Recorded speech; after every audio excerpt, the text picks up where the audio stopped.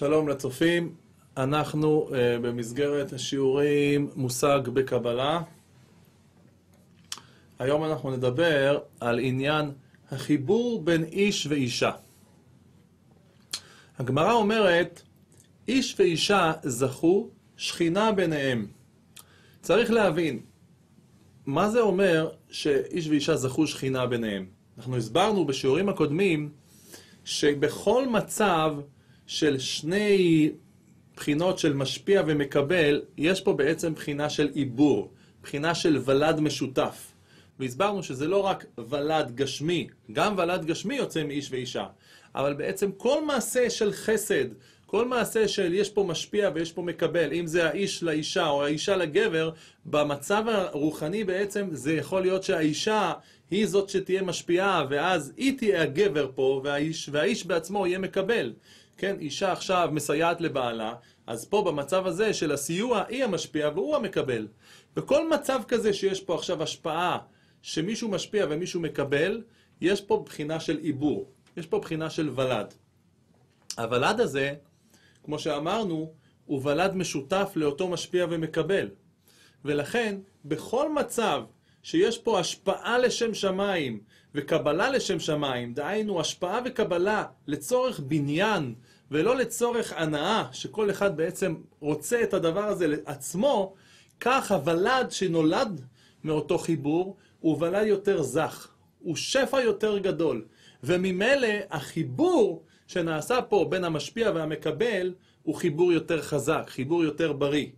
ולכן המצב שיש פה משפיע ומקבל, שכולם עושים את הפעולה שלהם כמו שצריך, דהיינו כמו שהסברנו כבר בשיעורים הקודמים, המשפיע רוצה לתת בגלל שהוא אוהב את השני, המקבל מקבל בגלל שהוא יודע שהקבלה מהשני היא תשמח אותו, אז עכשיו יש פה ולד נקי, ולד שנולד בלי שום נגיעות אישיות. כל אחד בעצם עשה את המעשה שלו לצורך השני. אני השפעתי להשפיע בעצם שפע למקבל ושמח אותו. אני קיבלתי בגלל שאני משמח לעשות את רצון המשפיע. אז הוולד הזה הוא ולד נקי. ברגע שיש פה ולד נקי, החיבור בין המשפיע והמקבל נעשה יותר ויותר אחד.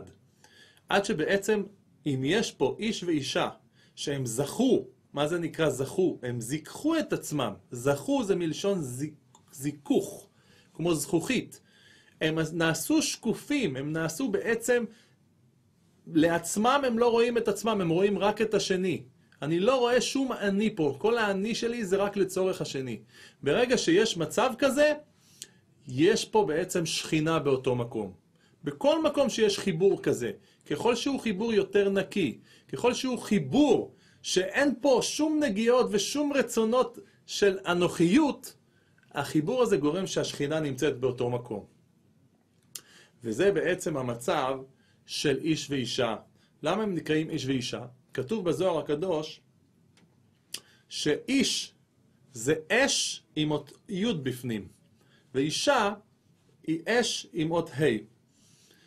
בעצם השכינה היא נקראת אותיות י'. האיש והאישה הם בחינת משפיע ומקבל.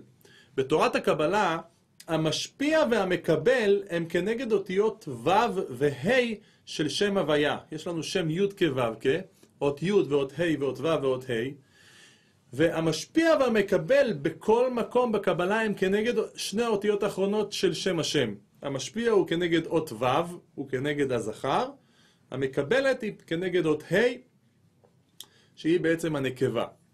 ולכן, ברגע שאיש ואישה הם זכו, הם מתחברים אחד לשני, יש פה חיבור של אותיות ו' וה' כמו שצריך. הם נעשים מרכבה כביכול לאות ו' ואות ה' של שם השם. והיות שהם נעשו מרכבה לאות ו' ואות ה', השכינה שהיא כנגד אותיות י' כ' שוכנת בתוכם.